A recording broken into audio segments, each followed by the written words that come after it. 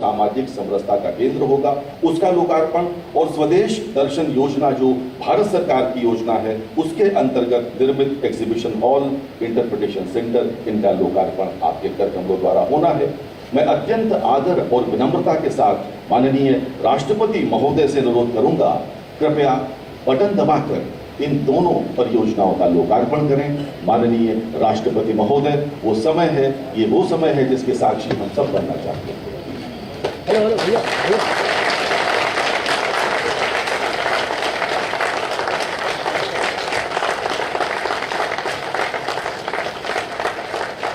संत कबीरदास ने मगहर में सामाजिक क्रांति की अलग जगाई थी और ये अद्भुत संयोग है कि आज पर्यावरण दिवस है और हम सब जानते हैं कि सद्गुरु कबीर जीवन भर देश का सामाजिक पर्यावरण सुधारने के लिए प्रयत्नशील रहे। माननीय राष्ट्रपति महोदय, आपकी अनुमति से अब हम एक लघु फिल्म प्रदर्शित करना चाहते हैं जिसका निर्माण उत्तर प्रदेश सरकार के संस्कृति और पर्यटन विभाग ने किया है। तो आइए देखते हैं ये फिल्म। संवत 1575 कियो मगहर को कौन, माघे सुदी एकादशी रलियो पौन में पौन।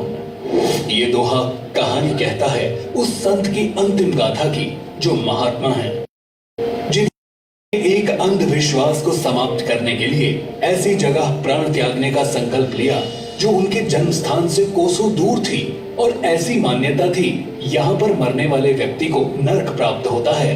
एक ऐसा संत जिसने अनेकों धर्म, जाति और उनमें पूजे जाने वाले ईश्वर को निर्गुण ब्रह्म में बांधने के उद्देश्य से अपना पूरा जीवन समर्पित कर दिया, वह संत है कबीरदास यानी भगत कबीर। 15वीं सदी के भारतीय रहस्यवादी कवि और संत थे।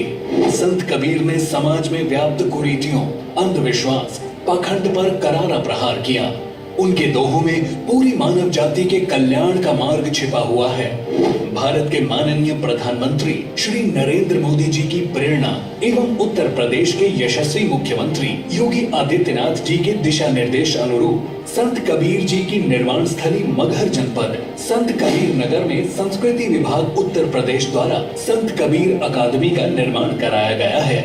अकादमी का उद्देश्य संत कबीर के जीवन दर्शन के प्रचार प्रसार के साथ आंचलिक भाषाओं एवं लोक विधाओं का विकास करना है, साथ ही उनके साहित्य पर शोध करना है।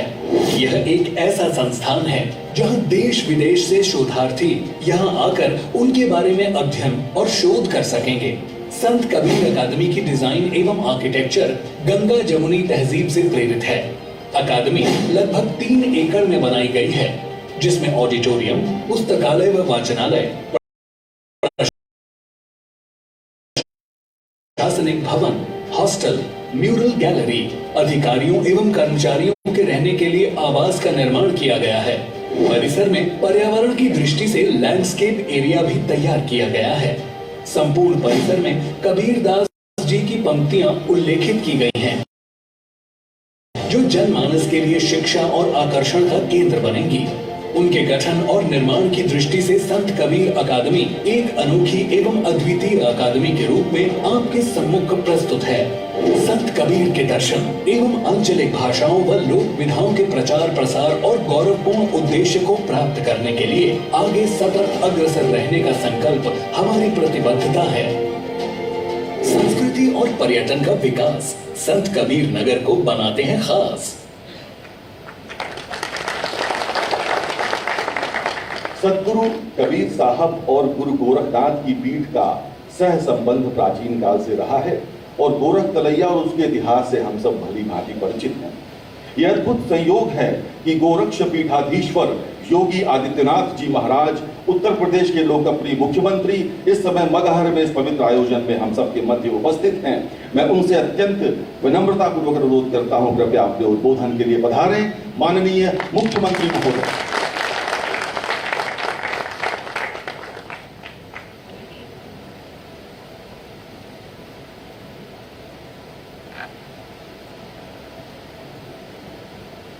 आज के इस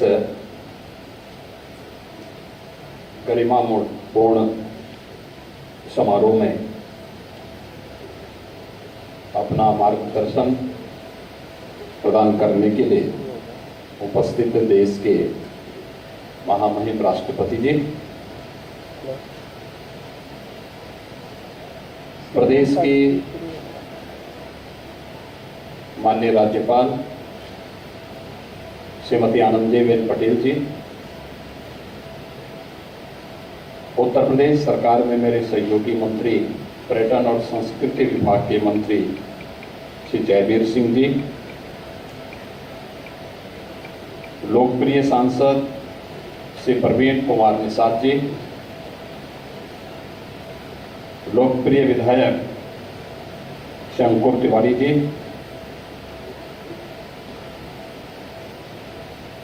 कबीर मठ के श्री महंत श्री विचारदास जी महाराज,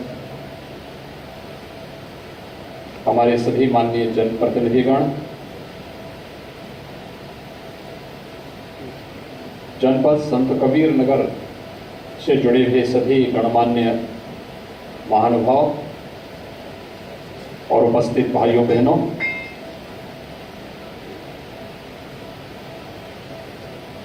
महान संत कबीरदास जी की इस पावन परिनिर्वाण स्थली पर आज एक साथ कई परियोजनाओं का लोकार्पण अभी महामहिम राष्ट्रपति जी के कर कमलों से संपन्न हुआ है। मैं सबसे पहले मगहर की इस धरती पर आगमन पर आदरणीय राष्ट्रपति जी का जनपद संत कबीर नगर के सभी वासियों की ओर से हृदय से मैं स्वागत करता हूं, अभिनंदन करता हूं। मैं इस अवसर पर अभिनंदन करता हूं प्रदेश की माननीय राज्यपाल जी का, जिनका मार्गदर्शन और जिनका सक्रिय सहयोग उत्तर प्रदेश के विकास के लिए निरंतर हम सबको प्राप्त होता है। भाइयों बहनों, हम सब का सौभाग्य है कि देश के राष्ट्रपति उत्तर प्रदेश के ही सपूत हैं और उत्तर प्रदेश के बारे में उनसे कुछ भी छुपा हुआ नहीं है। यहीं उनका जन्म हुआ, यहीं पर उन्होंने अपने बचपन को और अपनी जवानी को व्यतीत करते हुए लोक सेवा के कार्यक्रम के साथ, समाज सेवा के कार्यक्रम के साथ उन्होंने अपने आप को समर्पित किया। और ये भारत के लोकतंत्र की ताकत है। एक सामान्य गांव में जन्म लेकर, एक सामान्य छोटे से गांव में जन्म लेकर, सामान्य परिवार में जन्म लेकर देश के सर्वोच्च संवैधानिक पद पर जाकर के पूरे देश का मार्गदर्शन करना और दुनिया के सबसे बड़े लोकतंत्र का लोहा दुनिया के सामने प्रस्तुत करना, यह आज जो संभव हो पाया है, ये भारत के लोकतंत्र की ही सबसे बड़ी ताकत है। और आज महामहिम राष्ट्रपति जी का मार्गदर्शन हम सबको यहाँ पर प्राप्त हो रहा है। अभी यहाँ पर राष्ट्रपति जी के कर कमलों से 3 बड़ी परियोजनाओं का लोकार्पण का कार्यक्रम संपन्न हुआ है, जिसमें कबीर एकेडमी, यह 31 करोड़ 49 लाख रुपए की लागत से बनकर के तैयार हुआ है, जिसमें संत कबीरदास जी के लोक साहित्य पर, उनके साखी, उनके बीजक, उनके शब्दी, इन सभी को लेकर के, उनके साहित्य को लेकर, उनकी सिद्धि को लेकर के एक शोध संस्थान यहाँ पर स्थापित किया गया है। इस शोध संस्थान के माध्यम से जो भी शोधार्थी निर्गुण ब्रह्म की उस परंपरा का, जिसका नेतृत्व संत कबीरदास जी ने मध्यकाल में किया था, उस पर शोध करने का इच्छुक होगा, स्कॉलरशिप के साथ साथ उनकी यहाँ पे लॉजिंग की सुविधा भी राज्य सरकार के द्वारा उन्हें उपलब्ध कराया जाएगा। आज यहाँ पर संत कबीर अकादमी और शोध संस्थान का लोकार्पण महामहिम राष्ट्रपति जी के कर कमलों से भी संपन्न हुआ। इसके साथ ही स्वदेश दर्शन योजना के अंतर्गत इंटरप्रिटेशन सेंटर 17 करोड़ 61 लाख रुपए की लागत से और कबीर परिनिर्वाण स्थली मगहर के सुंदरीकरण के कार्य पर भी 37,66,000 रुपये यहाँ पर खर्च हुए हैं और ये कार्यक्रम एक साथ आज यहाँ पर लोकार्पित हो रहे हैं। हम सब जानते हैं कि आदरणीय प्रधानमंत्री जी के कर कमलों से यहाँ पर इन सभी कार्यों का शुभारंभ हुआ था। देश के अंदर ऐसे अनेक स्थलों के सुंदरीकरण, उनको उनकी पहचान प्रदान करने के लिए प्रधानमंत्री जी के नेतृत्व में अनेक कार्यक्रम देश के अंदर चल रहे हैं। स्वदेश दर्शन का एक कार्यक्रम अपने परंपरागत उन तीर्थों का, उन स्थलों का जो हमें वैचारिक रूप से जोड़ने का कार्य करते हैं, समाज को एक नई दिशा देते हैं, उसके लिए बनाई गई भारत सरकार की पर्यटन विकास की बड़ी महत्वाकांक्षी परियोजना है, जिसका आज यहाँ पर एक बड़े प्रोजेक्ट का यहाँ पर आज लोकार्पण का कार्यक्रम भी संपन्न हुआ है। इसके साथ ही देश के अंदर अलग अलग स्थानों पर रामायण सर्किट का कार्यक्रम है, कृष्णा सर्किट का कार्यक्रम है, आध्यात्मिक सर्किट का है, बौद्ध सर्किट का है। अनेक ऐसे कार्यक्रम देश के अंदर चल रहे हैं जो पर्यटन विकास की संभावनाओं को आगे बढ़ाने के साथ साथ इस पर्यटन के साथ नौजवानों के रोजगार उपलब्ध कराने, उन पर्यटन स्थलों पर आने वाले श्रद्धालुजनों और नागरिकों के लिए बेहतर बुनियादी सुविधाएं उपलब्ध कराई जा सकें, ये सभी कार्यक्रम उसके साथ जुड़ करके आगे बढ़ाने का कार्य कर रही हैं। आपने देखा होगा काशी, जहां पर संत कबीरदास जी का जन्म, बाबा विश्वनाथ का धाम है, और 13 दिसंबर 2021 को काशी विश्वनाथ धाम का लोकार्पण प्रधानमंत्री जी के कर कमलों से संपन्न हुआ। 1 लाख से अधिक श्रद्धालु प्रतिदिन इस समय काशी जा रहा है, काशी विश्वनाथ धाम में दर्शन करने के लिए। अनुमान कर सकते हैं 1 लाख श्रद्धालु जनों के आने का मतलब अनेक प्रकार की रोजगार की संभावनाओं को ही बढ़ाना, अनेक लोगों के हाथों को काम मिल जाना, और ये कार्य वहां सफलतापूर्वक आगे बढ़ रहा है। ऐसे अयोध्या में, कुशीनगर में, अन्य महत्वपूर्ण स्थलों पर, हिमालय, उच्च हिमालय में आप जाएंगे, केदारनाथ धाम में, वहां पर भी इसी प्रकार की विकास की अनेक संभावनाओं को आगे बढ़ाने का काम हुआ है। हम इस अवसर पर आदरणीय प्रधानमंत्री जी का हृदय से आभार व्यक्त करते हुए मैं इस राज्यपाल और राष्ट्रपति जी दोनों की उपस्थिति में आज यहाँ पर महामहिम राष्ट्रपति जी ने इन सभी कार्यों का लोकार्पण करके इन्हें राष्ट्र को समर्पित किया। श्रद्धालुजनों की सुविधा इससे और बढ़ेगी।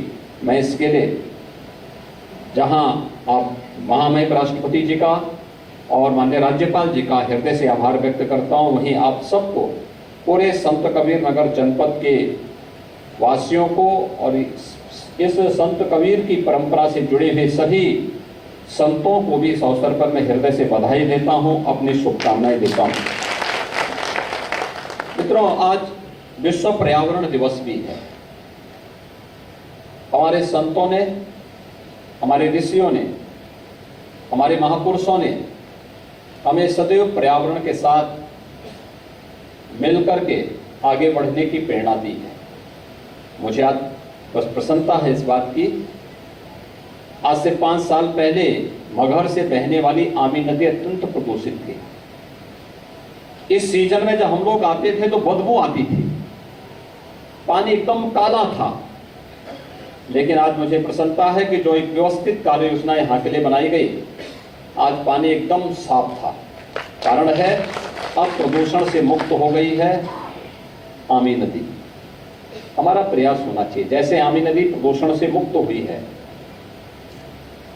मुझे याद है संत कबीर नगर के साथ बाद जब गोरखपुर जनपद में आमी नदी निकलती है, या मगहर में आने के पहले कुछ संत कबीर नगर से, फिर गोरखपुर से होते हुए फिर यहाँ आती है, फिर यहाँ से गोरखपुर जनपद में जाती है और गोरखपुर जनपद में ही राप्ती नदी में मिलती है। इस नदी के दोनों ओर जो गांव बसे हुए थे, वहां पे जो उन्नत पशुधन होता था, एक समय नष्ट सा हो गया था, खेती चौपट हो गई थी। लेकिन विगत 5 वर्ष के अंदर जो कार्य प्रारंभ हुए, आज उसका परिणाम है कि आमी नदी पूरी तरह शुद्ध हो चुकी है, साफ हो चुकी है, पशुधन फिर से यहाँ पर आगे बढ़ रहा है, किसान खुशहाली की ओर आगे बढ़ रहा है। हमारा प्रयास होना चाहिए। प्रधानमंत्री जी ने आज़ादी की अमृत महोत्सव के वर्ष में हम सबको प्रत्येक गांव में अमृत सरोवर बनाने का एक संकल्प भी दिया है। गांव का जो सरोवर है, जो अवैध कब्जा हो चुका है, जिसको हम लोगों ने गांव के शिविर में बदल दिया है, गांव का पूरा ड्रेनेज उड़ेल दे रहे हैं, गांव का कूड़ा घर बना दिया है, उसे मुक्त करते हुए उस अमृत सरोवर को, जैसे आमी नदी मगहर में एकदम शांत है, शुद्ध है, अविरल है, जल उसका एकदम निर्मल है, ऐसे ही हमें अपने अपने गांव में अमृत सरोवर के निर्माण की कार्रवाई के साथ हम जुड़ पाएंगे और उसे अपने गांव के तीर्थ स्थल के रूप में विकसित कर पाएंगे। तो आप देखना, कभी भी आपके पास जल की कमी नहीं होगी, और जल है तो कल है। याद रखना, जल है तो कल है। इतनी भीषण गर्मी पड़ रही है, जहां पेड़ पौधे नहीं हो रहे होंगे या जहां पेड़ पौधे नहीं होंगे वहां क्या स्थिति हो रही होगी। यहां पे तो पेड़ पौधे हैं, तो भी व्यक्ति थोड़ी चलेगा, राहत लेने के लिए पेड़ के नीचे खड़ा हो जाएगा। आप अपने घर में एसी लगा सकते हैं, पंखा लगा सकते हैं, लेकिन सड़क पर थोड़े पंखा लगाएंगे। कोई एसी अपने कंधे पे लाद के थोड़े लेके जाएगा। उन स्थितियों के लिए तो हमें पर्यावरण के ही शरण में जाना पड़ेगा, और इसके लिए अधिक से अधिक वृक्ष लगाना। राष्ट्रपति जी ने, राज्यपाल जी ने, मैंने भी यहाँ पे वृक्षारोपण का कार्यक्रम किया है। परंपरागत जो हमारी विरासत है, पीपल है, पाकड़ है, बरगद है, नीम है, आम होते थे, देसी आम होते थे, बड़े पैमाने पे लोग लगाते थे, पुण्य का कार्य मानते थे। हमने इन सभी जो भी वृक्ष थे, इन सभी के साथ एक आत्मीय संवाद जोड़ने का कार्य किया था। मौल श्री को हम भगवान कृष्ण के साथ जोड़ते हैं, हमने पीपल को बुद्ध के साथ जोड़ा है, भगवान विष्णु के साथ भी जोड़ा है। ऐसे ही अलग अलग देवी देवताओं के साथ हर एक वनस्पति को जोड़ने का कार्य भारत की परंपरा ने किया है। तो विश्व पर्यावरण दिवस पर हम सबको इस कार्यक्रम के साथ जोड़ना ही होगा। और जो बताया अभी डॉक्यूमेंट्री में हम बताई बात देख ही रहे थे कि संत कबीर दास जी ने तो हमेशा रूढ़िवादिता का विरोध किया। वे मगहर आए इसीलिए, वे तो काशी में जन्म लिया था।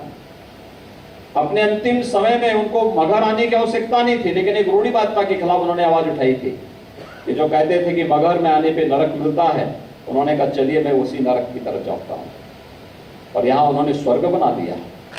पूरा मगहर में अगर संत कबीर नहीं आए होते तो यहाँ की क्या स्थिति हुई होती, क्या रहता यहाँ की स्थिति? ऐसे ही वीरान रहता। लेकिन आज यहाँ पर कितना अच्छा पर्यटन विकास के कार्य हो रहे हैं। 50 करोड़ से अधिक के विकास के कार्य तो यही हो रहे हैं, इससे पहले भी हुए हैं, आगे भी होंगे।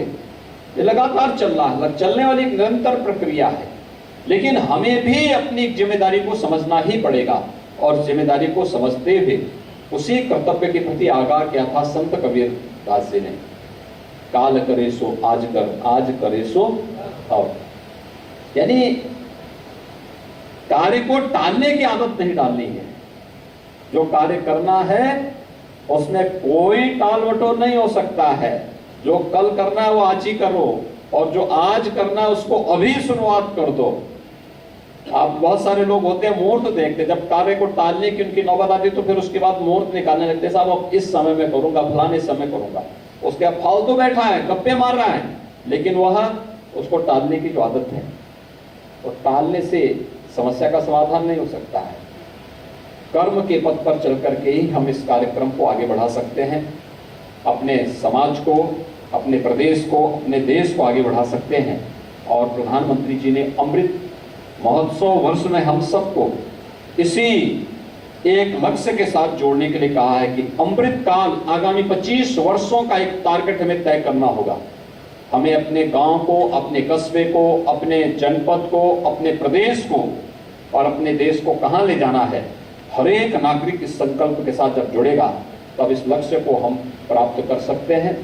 मैं पर्यटन विभाग को, पर्यटन और संस्कृति विभाग को, उत्तर प्रदेश पर्यटन और संस्कृति विभाग को और भारत सरकार के भी संस्कृति मंत्रालय को इस बात के लिए धन्यवाद दूंगा कि उन्होंने प्रधानमंत्री मोदी जी के भावनाओं के अनुरूप, उनके विजन के अनुरूप संत कबीर दास जी के विचार दर्शन को आने वाली पीढ़ी के सामने और भी जीवंत बनाने के लिए यह कार्यक्रम यहाँ पर आगे बढ़ाया है। और आज यह शोध एकेडमी, कबीर एकेडमी और शोध संस्थान के साथ साथ छात्रावास का भी यहाँ निर्माण किया गया है और भी यहाँ पर तमाम अन्य पर्यटन विकास की संभावनाओं को आगे बढ़ाया गया है।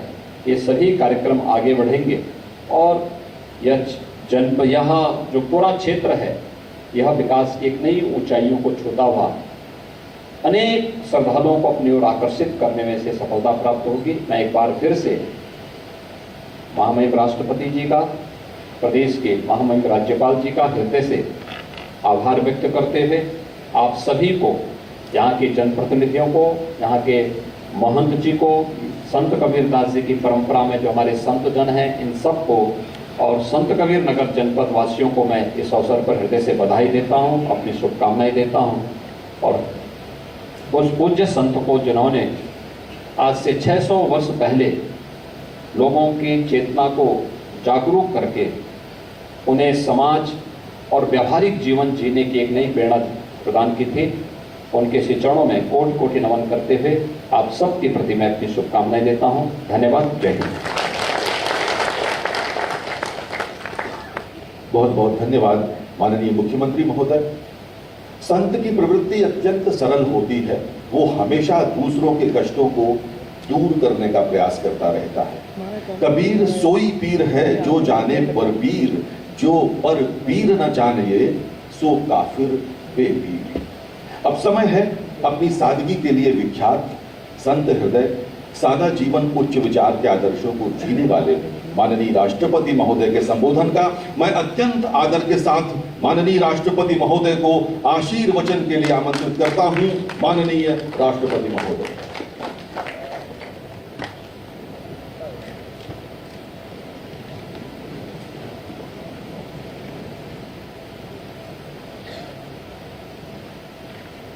संत कबीर एकेडमी और रिसर्च सेंटर के लोकार्पण के अवसर पर प्रमुख रूप से उपस्थित उत्तर प्रदेश की राज्यपाल श्रीमती आनंदीबेन पटेल जी, प्रदेश के मुख्यमंत्री योगी आदित्यनाथ जी, प्रदेश के संस्कृति मंत्री श्री जयवीर सिंह जी, संत कबीर नगर से निर्वाचित सांसद श्री प्रवीण निषाद जी, महान श्री विचारदास जी, खलीलाबाद से निर्वाचित विधायक श्री अंकुर तिवारी जी, अन्य विशिष्टगण, इस सभागार में उपस्थित सभी देवियों और सज्जनों, साहेब बंदी। संत कबीर एकेडमी और रिसर्च सेंटर के लोकार्पण के अवसर पर आज कबीर साहब की पूर्ण भूमि मगहर में आप सबके बीच आकर मुझे अत्यंत प्रसन्नता हो रही है। अपने सार्वजनिक जीवन के दौरान मुझे संत शिरोमणि कबीर से जुड़े अनेक स्थलों की यात्रा करने का सौभाग्य प्राप्त हुआ। उदाहरण के लिए, जब मैं बिहार का राज्यपाल था तो मुझे वाराणसी स्थित संत कबीर की तपस्थली के दर्शन करने का सुअवसर प्राप्त हुआ। भारत के राष्ट्रपति के रूप में वर्ष 2017 में मध्य प्रदेश के भोपाल में आयोजित कबीर महोत्सव में और इसके बाद वर्ष 2018 में मध्य प्रदेश के सागर में स्थित कबीर आश्रम के कार्यक्रम में शामिल होने का भी मुझे अवसर प्राप्त हुआ। उसी वर्ष हरियाणा के फतेहाबाद में संत कबीर प्रकटोत्सव में मैंने भी साहस भाग लिया था। इन अवसरों पर मैंने देखा कि संत कबीर के अनुयायियों का भारी उत्साह बहुत था और आज भी मैं देख रहा हूँ बड़ी संख्या में यहाँ उपस्थित आप सभी लोगों का उत्साह, समर्पण और लगन देखकर मुझे गौरव की अनुभूति हो रही है। देवी और सज्जनों, मेरे लिए ये अत्यंत हर्ष का विषय है कि वर्ष 2003 में मेरे पूर्ववर्ती राष्ट्रपति डॉक्टर APJ अब्दुल कलाम ने यहाँ आकर कबीर चौरा के दर्शन किए थे। ठीक 4 वर्ष पहले प्रधानमंत्री श्री नरेंद्र मोदी जी ने इस रिसर्च सेंटर की आधारशिला रखी थी। उस परियोजना को पूरा होने पर आज यहाँ कबीर साहब की चित्र प्रदर्शनी, ऑडिटोरियम, पुस्तकालय और शोधार्थियों के लिए आवास आदि का लोकार्पण करते हुए मुझे अत्यंत प्रसन्नता हो रही है। आज विश्व पर्यावरण दिवस का शुभ अवसर भी है। कबीर साहब की समाधि और मजार पर श्रद्धा सुमन अर्पित करने के बाद मैंने समाधि के निकट एक पौधा भी लगाया। राज्यपाल महोदया ने भी, मुख्यमंत्री महोदय ने भी। मुझे याद है कि कुछ वर्ष पहले बोधगया से लाए गए, राष्ट्रपति भवन में बोधगया से एक मैंने बोधि वृक्ष मंगवाया था और उस पौधे को आरोपित किया था। आज मैं देखता हूँ वो पौधा बहुत बड़ा हो गया और इसी प्रकार से मैं आज विश्वास करता हूँ कि आज जो मैंने पौधा लगाया है, महामहिम राज्यपाल महोदया ने लगाया है, मुख्यमंत्री जी ने आरोपित किया है, ये सभी पौधे बड़े होकर कबीर साहब की समाधि पर आने वाले को सदैव छाया और शीतलता प्रदान करते हैं। देवी और सज्जनों, हम सब यहाँ जिस महान संत का स्मरण कर रहे हैं, वे यद्यपि पुस्तकीय ज्ञान से वंचित रहे, फिर भी उन्होंने साधु संगति से अनुभव सिद्ध ज्ञान प्राप्त किया। उस ज्ञान को उन्होंने पहले स्वयं जांचा परखा, आत्मसात किया और तब लोगों के सामने प्रकट किया। इसीलिए आज लगभग 650 वर्ष गुजर जाने के बाद भी उनकी शिक्षाएं जनसाधारण से लेकर बुद्धिजीवी वर्ग में एक समान लोकप्रिय हैं। ऐसी मान्यता है कि कबीर साहब ने बंगाल से लेकर पंजाब, राजस्थान और गुजरात तक की भी यात्राएं की थी। वे भारत से बाहर ईरान और बलख भी गए। संत कबीर जिस समय प्रकट हुए थे, वह समय भारत में विदेशी आक्रांताओं के आक्रमणों, मारकाट और लूटपाट का था। ऐसे विषम वातावरण में श्रद्धा और विश्वास का, प्रेम और मैत्री का संदेश फैलाने के लिए कबीर साहब स्वयं लोगों के बीच गए। संत कबीर लोगों के साथ सीधा संवाद करते थे। कभी कभी वे एकदम ठेठ शब्दों का प्रयोग करते थे। उस समय आप सब लोग जानते हैं, ऊंच नीच, जात पात और छुआछूत की तंद्रा में निमग्न जनता को झकझोर कर जगाने के लिए ऐसा करना जरूरी भी था, क्योंकि जागृत व्यक्ति ही समाज का कल्याण कर सकता है। इसलिए उन्होंने समाज को पहले जगाया और फिर चेताया। यहाँ पर बैठे सभी कबीर प्रेमियों, ऐसी मान्यता है कि संतों के आगमन से धरती पवित्र होती है। इसका प्रत्यक्ष प्रमाण मगहर की यह भूमि भी है। संत कबीर यहाँ पर लगभग 3 वर्ष तक रहे। उस समय ऊसर, बंजर तथा अभिशप्त शब्द का मैं प्रयोग कर रहा हूँ, मानी जाने वाली ये भूमि उनके आगमन से खिल उठी। यहाँ के लोगों की परेशानी का मुख्य कारण था यहाँ जल का अभाव। कहा जाता है कि कबीर साहब के आमंत्रण पर नाथपीठ के एक सिद्ध महापुरुष भी यहाँ पधारे और उनके प्रभाव से यहाँ का तालाब जल से भर गया। गोरख तलैया से आमी नदी की धारा भी प्रवहमान हो गई। अकाल से त्रस्त इस क्षेत्र के लोगों का जीवन संवारने के लिए ही मानो संत कबीर मगहर आए थे। वे सच्चे पीर थे। वे लोगों की पीड़ा समझते थे और इस पीड़ा को दूर करने का उपाय भी करते थे। उनका कहना भी था कि कबीर सोई पीर है जो जाने पर पीर, अर्थात दूसरों की जो पीड़ा को समझता है वही सच मायने में पीर कहलाता है। देवी और सज्जनों, कबीर एक गरीब और वंचित परिवार में पैदा हुए, लेकिन उन्होंने उस वंचना को कभी अपनी कमजोरी नहीं समझा, बल्कि उसे अपनी ताकत बनाया। वे कपड़ा बुनने का काम करते थे।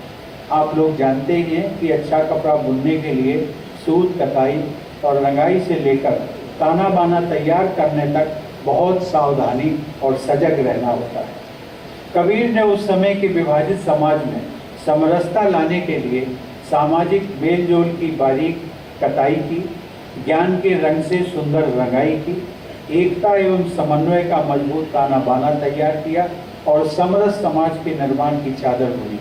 इस चादर को उन्होंने बहुत सावधानी से ओढ़ा, उसे कभी मैला नहीं होने दिया और इसीलिए कहा जाता है कि दास कबीर जतन ते ओढ़ी, ज्यों की त्यों धर दीनी चदरिया। देवियों और सज्जनों, कबीर साहब ने सदैव इस बात पर बल दिया कि समाज से कमजोर वर्ग के प्रति संवेदना और सहानुभूति रखे बिना मानवता की रक्षा नहीं हो सकती।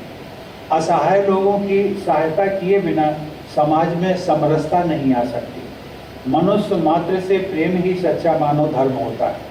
और वो कहते भी थे कि जेई घट प्रेम न संचरे, सो घट जान मसान। उनका पूरा जीवन मानव धर्म का श्रेष्ठतम उदाहरण है। उनके जीवन में भी सांप्रदायिक एकता का संदेश छिपा था। आज एक ही परिसर में कबीर की समाधि और मजार बनी हुई है। सांप्रदायिक एकता की ऐसी मिसाल दुर्लभ है। भारत का यह सौभाग्य रहा है कि समाज में समय समय पर उत्पन्न हो जाने वाली कुरीतियों और असमानताओं को दूर करने के लिए ऋषि मुनि, आचार्य, सद्गुरु, समाज सुधारक और संत प्रकट होते रहे।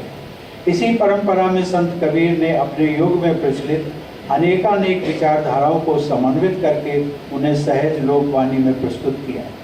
हमारे समाज ने उनकी वाणी और शिक्षा को दिल से स्वीकार किया।